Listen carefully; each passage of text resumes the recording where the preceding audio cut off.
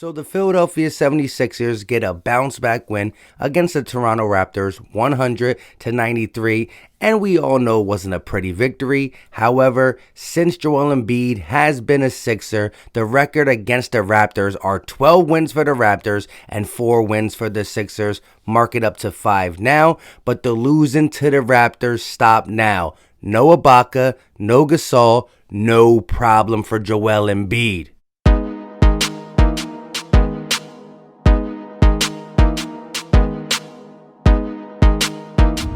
What is going on, everybody? I go by Philly Mike, and this is the Philly Talk Podcast.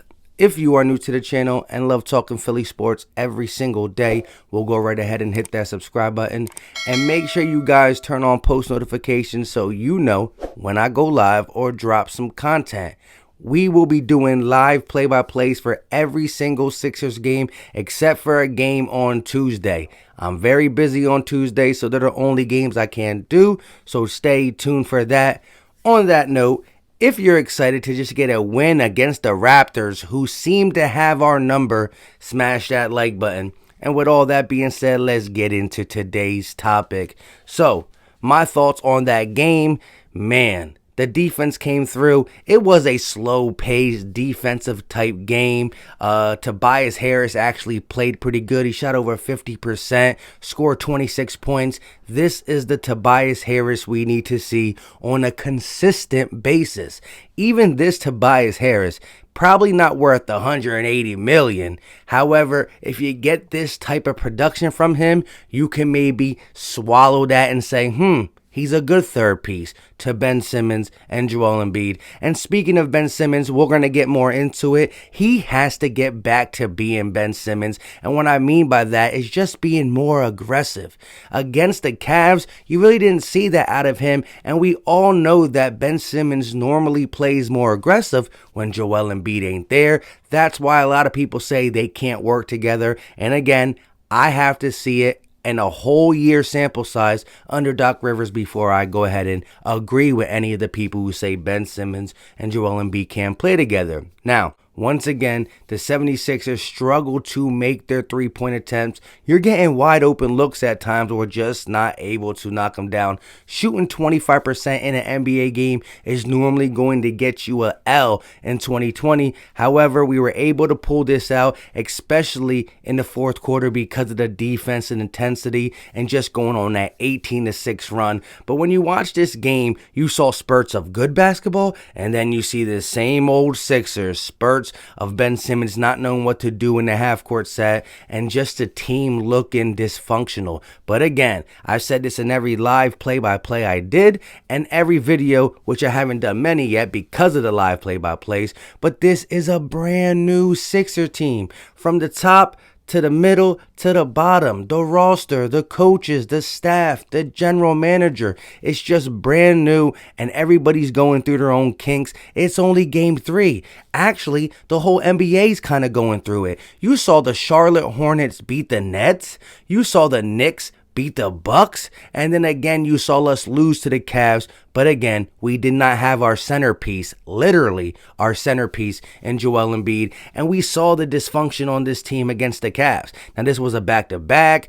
NBA's going crazy. There's still no fans. There's a lot of reasons why a team like the Sixers can lose to the Cavs. There's 72 games, normally 82 games. You can't get too tied up and losing to a bad team. You gotta forget it, bounce back, and beat a team like the Raptors who had your number the last couple years. But like I said in the opener, no Ibaka, no Gasol, no problem for Joel Embiid.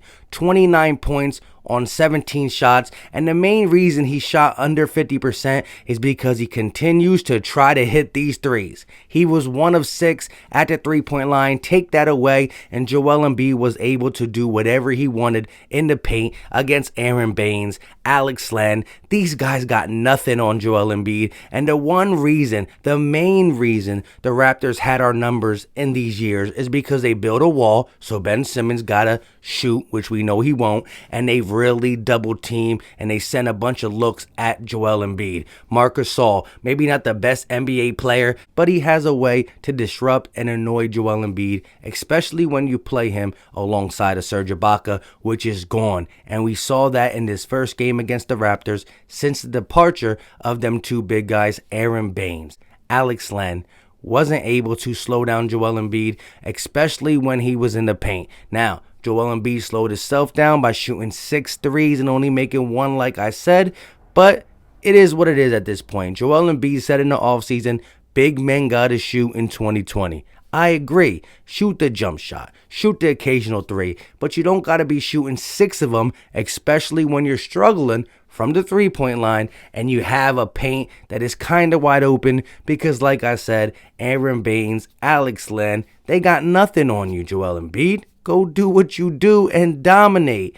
So I'm looking forward to seeing Joel Embiid just change his game up depending on who he plays, attack the paint more. He is averaging 28 points and 13 rebounds, which is going to keep his name in the MVP race, especially when you saw 28 and 13 in the first game he don't play. We look like a lottery team. Now again, if he doesn't play throughout the season, I think we're going to play better than what we did against the Cavs early. Things got to get cleaned up, but we do know that the dominant force on this team and the guy who needs to carry the load day in and day out is Joel Embiid. As much as I love Ben Simmons, Joel Embiid is still the main factor on this team, as well as Tobias Harris being consistent. Ben Simmons got to get back from his injury and get back into his own, but we need to see Tobias Harris be consistent, Joel Embiid be dominant, and Ben Simmons just get into the flow of his game and let the game come to him and stop forcing stuff and stop picking up your dribble and stop second guessing yourself. Maybe it's the injury, maybe it's just the early part of this weird offseason, but you can see Ben Simmons second guessing himself, and that's kind of interrupting his game.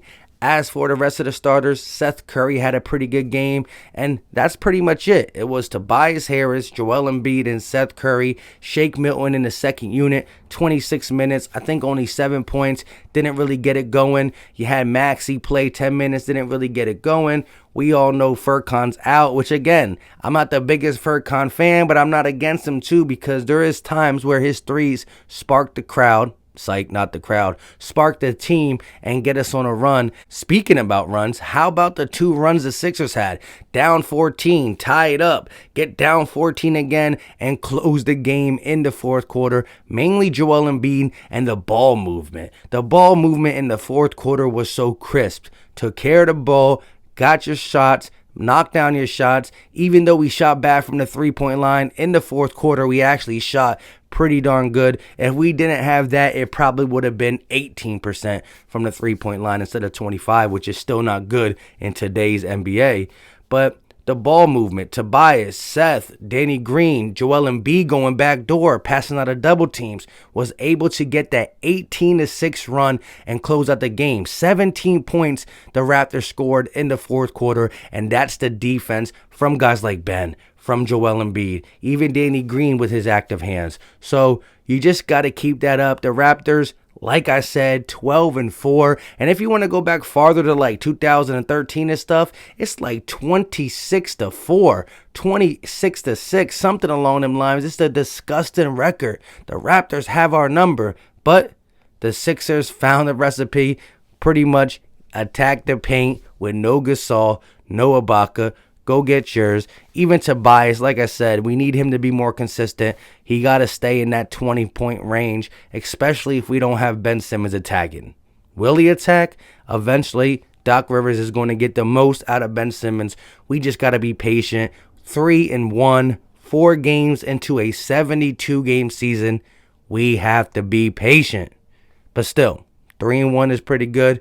I believe we have the Orlando Magic next. That's going to be interesting. Markelle Fultz just got a 3-year extension, $50 million, playing against the Sixers, which should be interesting because we all know the storyline surrounding the Sixers and Fultz.